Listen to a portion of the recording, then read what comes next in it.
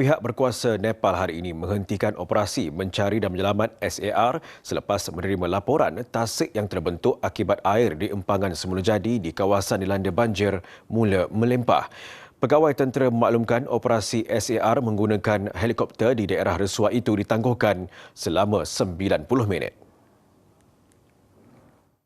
Pada masa sama, penduduk tempatan dilihat bergegas ke kawasan tinggi bagi mengelak banjir susulan akibat limpahan air empangan terbabit. Kerajaan Nepal turut mengeluarkan amaran supaya orang ramai berpindah ke kawasan lebih tinggi selepas empangan di hulu Tibet dilaporkan pecah. Empangan terbabit pecah selepas 2 hari runtuhan glasier yang mencetuskan banjir kilat. Polis dalam kenyataan memaklumkan menerima maklumat berhubung empangan air yang sekali lagi pecah di Tibet. Pada masa sama, China juga menangguhkan sementara operasi SAR susulan risiko tinggi berlakunya banjir susulan di Tibet. Penangguhan itu diputuskan selepas mengambil kira ratusan orang masih hilang akibat tanah runtuh yang melanda kawasan sempadan itu. Stesen penyiaran kerajaan CCTV melaporkan tasik yang terbentuk akibat timbunan serpihan mula melimpah ke arah kawasan yang sedang dituju pasukan penyelamat. CCTV turut melaporkan kawasan kecemasan yang sebelum ini berjaya memasuki kawasan berkenaan diarahkan berundur sejauh 1 kilometer.